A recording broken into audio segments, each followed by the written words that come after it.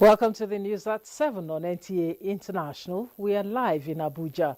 I am Stella Inameti and my sign language interpreter is Shegun Ajayi. Let's bring you the headlines.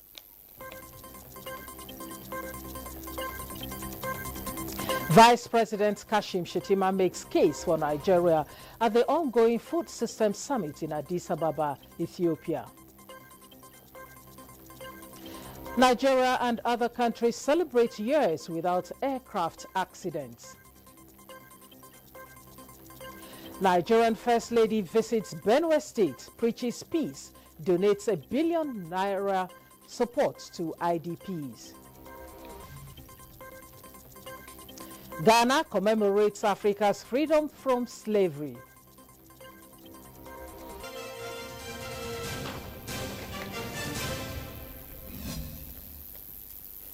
Thanks for joining us.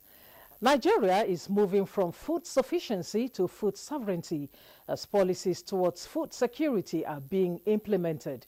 Vice President Kashim Shettima stated this at the ongoing United Nations Food Systems Summit in Addis Ababa, Ethiopia. Benny Adams reports. Nigeria's Vice President and leader of the Nigerian delegation to the second United Nations Food Systems Summit stocktake in Addis Ababa, Senator Kashim Shettima has joined global leaders in sharing experiences of impact and the need to scale up finance and investment towards attaining a sustainable food system.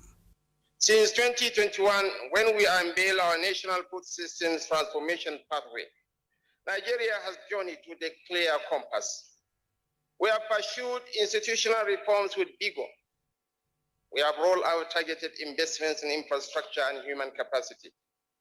We have deepened partnerships across sectors and prioritized agro-industrialization as a key driver of inclusive growth.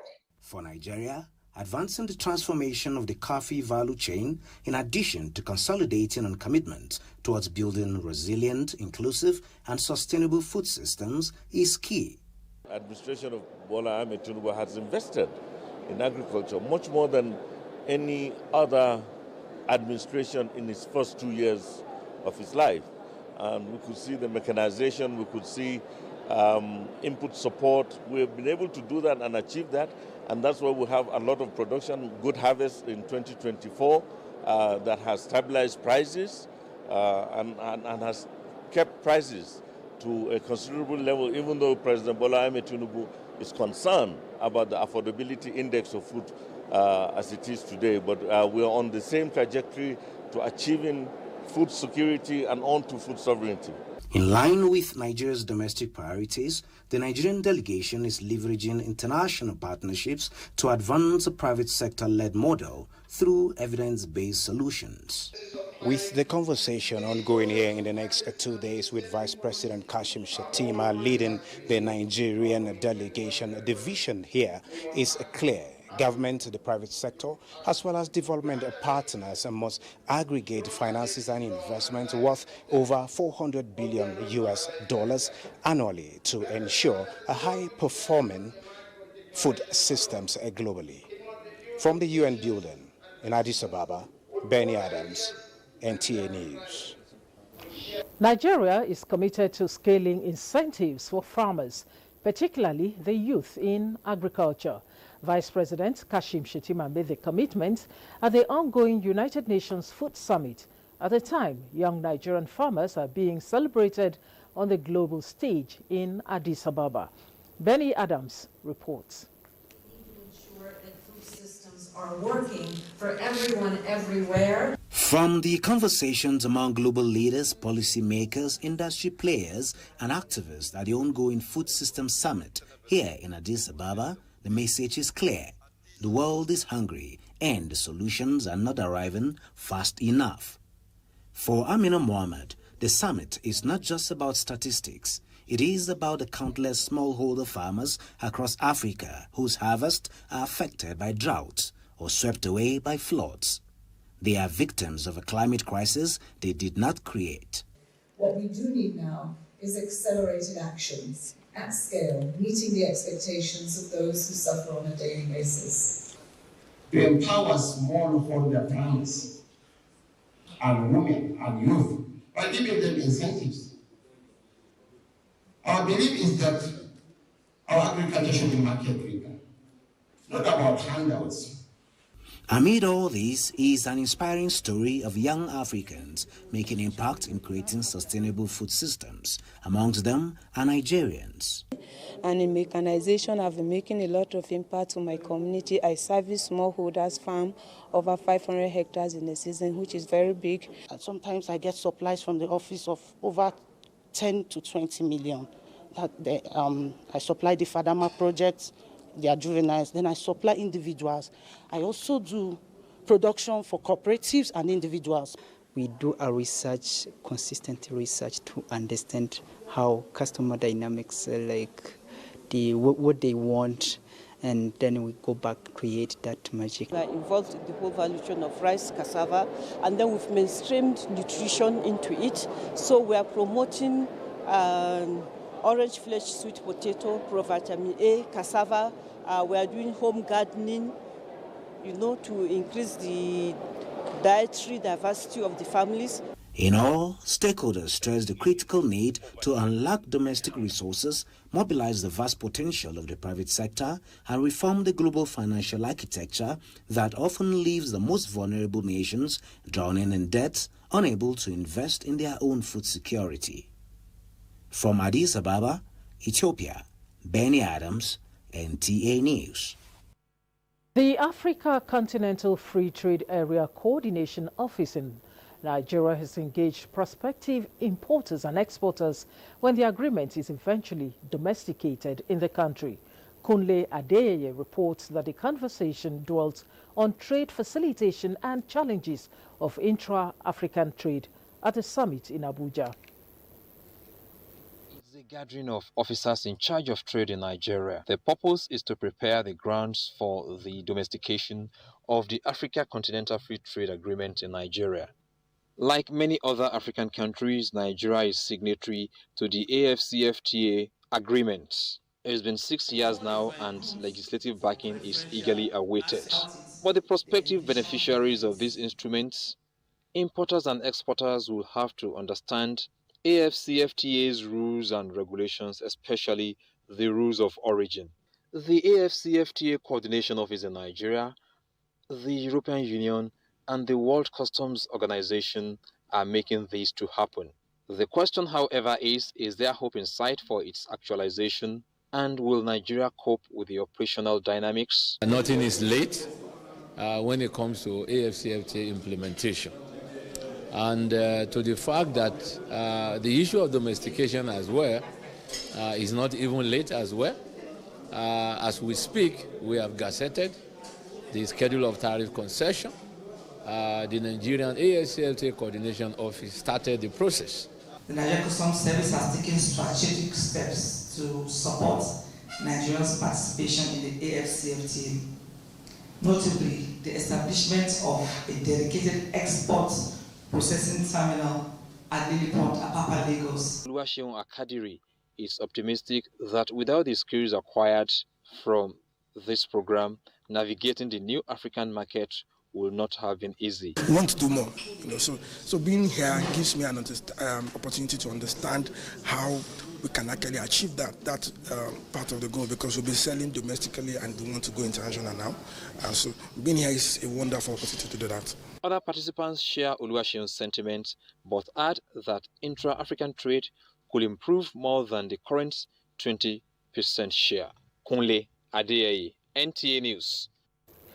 Traditional Ghanaian leaders and members of the African diaspora gathered in Cape Coast to mark this year's Panafest and Emancipation Day celebrations, showcasing the nation's vibrant cultural and ancestral heritage. Details with Justin Bem Onyi. The event transformed the historic coastal city with a vibrant tapestry of ancestral heritage and Pan-African solidarity. Attendees arrived at the festival grounds alongside regal processions of chiefs and cultural icons. The atmosphere was electrifying, filled with pulsating rhythms, energetic dance performances, and theatrical reenactments evoking the harrowing history of the transatlantic slave trade.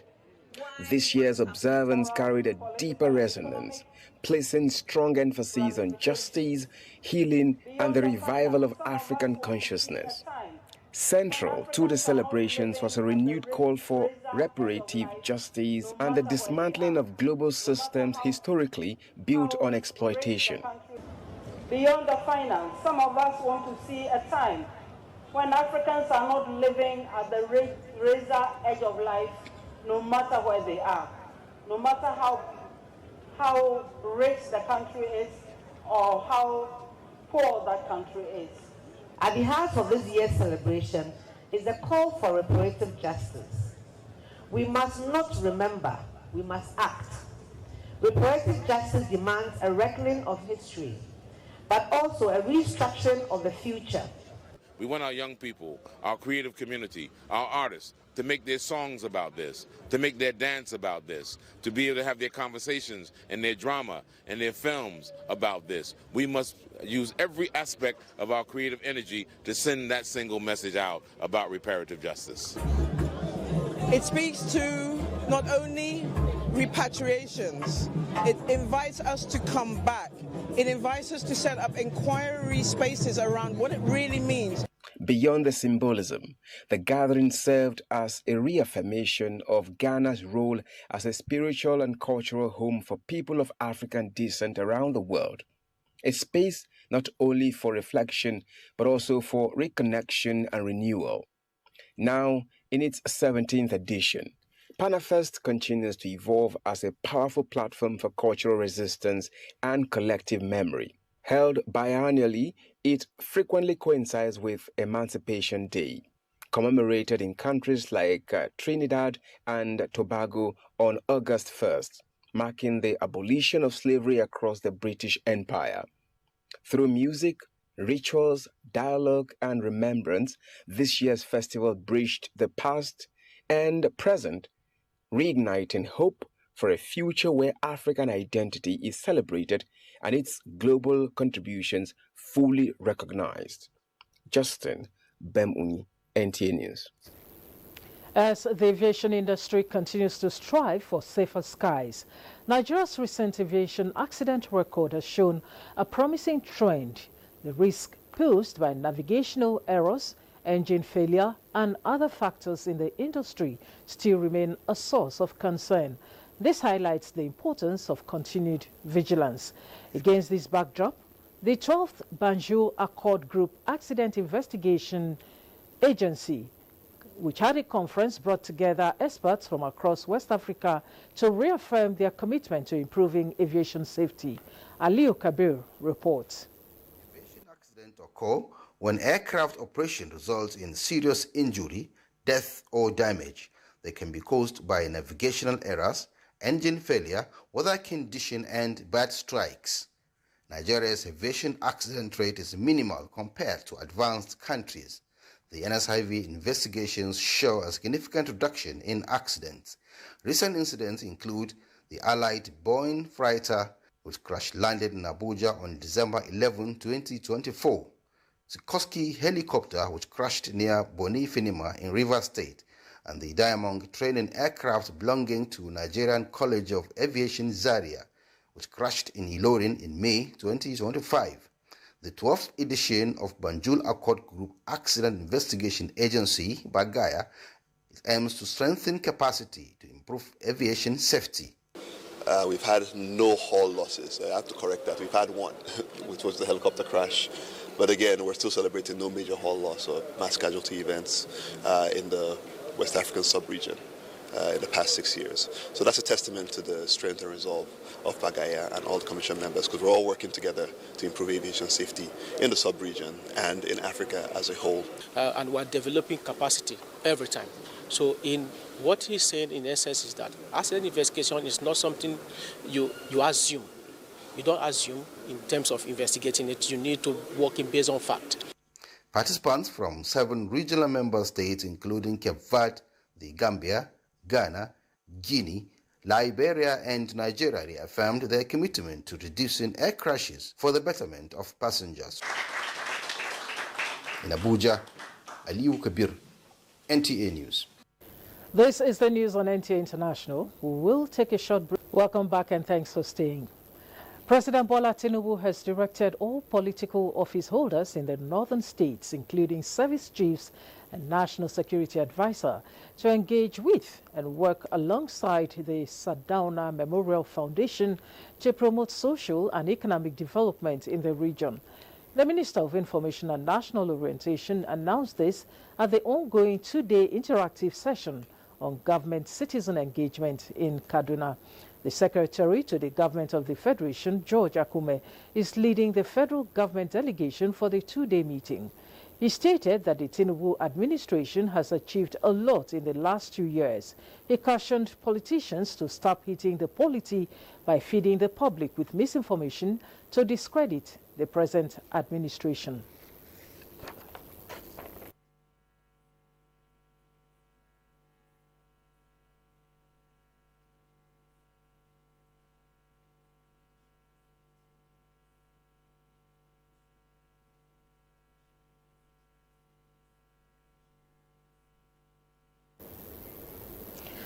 Nigeria's First Lady Oluremi Tinubu has donated a sum of 1 billion naira to victims of communal clashes in Benue State. She made the donation on behalf of Renewed Hope Initiative in Makurdi during a condolence visit to the state. As the food basket of the nation, Benue State, she notes, is naturally positioned to contribute to national prosperity, but has been drawn back by needless killings. She says enough is enough with the killings. In a timeline spanning many years, grim pictures that left anguish in the hearts of many around the world emerged from different parts of Benue State following incessant attacks on several communities by bandits. Apart from having to deal with the loss of loved ones, survivors, many of whom now live in IDP camps, are also hard-pressed to eke out meaningful living. Identifying with their plight as the mother of the nation, Nigeria's First Lady Oluremi Tinubu is here to strengthen the hands of the victims, bearing Renewed Hope Initiative's relief materials, along with a check sum of 1 billion naira, which she presented to the state governor, Hyacinth Alia. On behalf of the Governing Council of the Renewed Hope Initiative, RHI will be making the donation of 1 billion naira to displaced families get back on their feet, go back to earning a living and having a better life. This is in line with the objective of the Renewed Hope Initiative as contained in our motto, towards a better life for families. As the food basket of the nation, Benue State, she notes, is naturally positioned to contribute to national prosperity, but has been drawn back by needless killings. She says enough is enough. When there are situations like this, we have to embrace dialogue. Patience are always the best solution rather than violence. The way to peace is the way of love, and love is the greatest power on earth. Despite it suffers long, it conquers all things. The Benue State Governor received the donation on behalf of the displaced families and applauded the First Lady for her commitment to national solidarity. Has been talking about ranching, and for us as a state taking advantage of this misfortune of ours, we also add your voice in speaking to all of us as you walk across the nation on the need for this ranching. Our prayers are let the killer-headed terrorists be flushed out of Benue State and other neighboring states, and everything be done to give us peace in Benue State. The visit of the First Lady is sequel to an earlier condolence visit by President Bola Tinubu to the state. From Makurdi, Adeni Itaiwo, NTA News.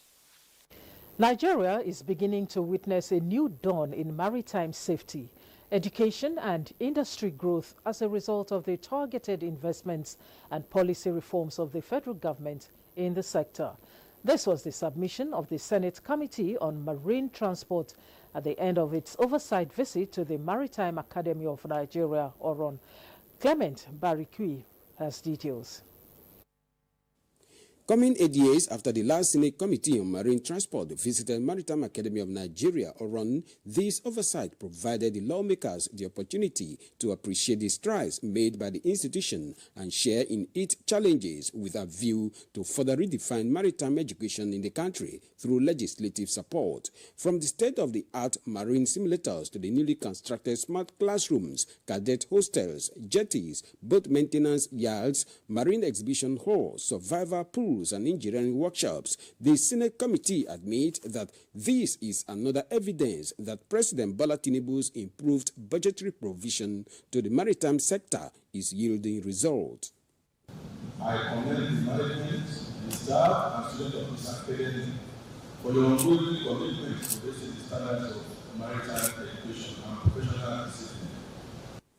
Acting Rector of the Maritime Academy of Nigeria, ORON, Dr. Kevin Okonna, assures the lawmakers that the institution will continue to provide the manpower needed for the economic diversification effort of the federal government, as witnessed in 2024 when it successfully trained 4,595 regular and part-time trainees who scaled through 48 courses, including 12 simulator courses.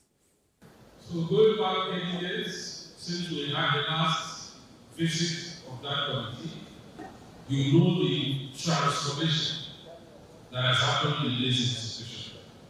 The Senate Committee on Marine Transport met with management before proceeding to address other staff and cadets. Clement Barikui, NTA News.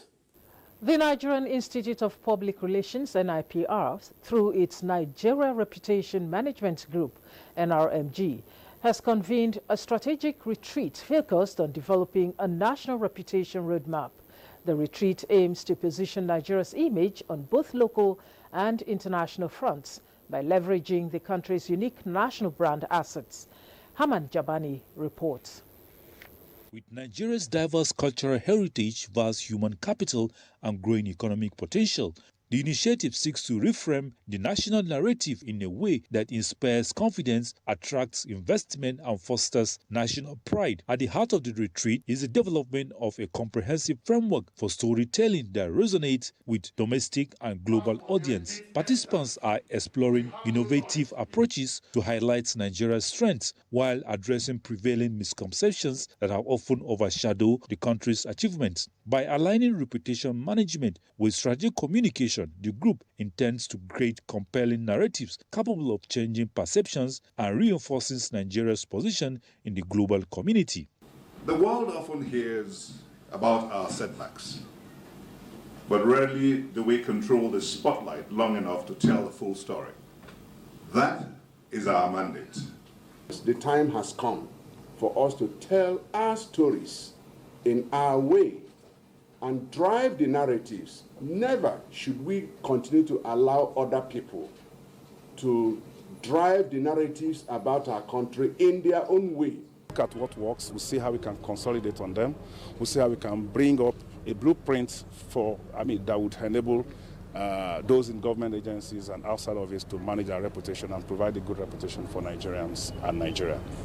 Oftentimes, we said we focus on the negatives. And while we deal with the issue of the negatives, we must also intentionally project the positive.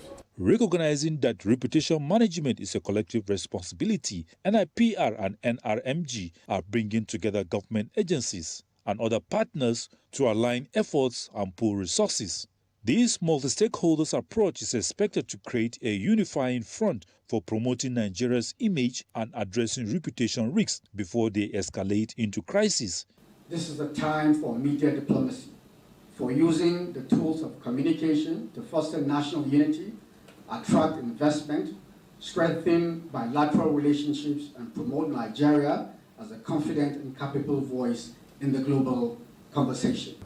We harbor the highest number of blacks in the world, and we have that responsibility to ensure that reputation takes an integral part of development going forward. And I think it is doable. The NRMG retreat represents a bold step towards redefining Nigeria's place in the world. Hamad Jabani, NTA News. And that's the news at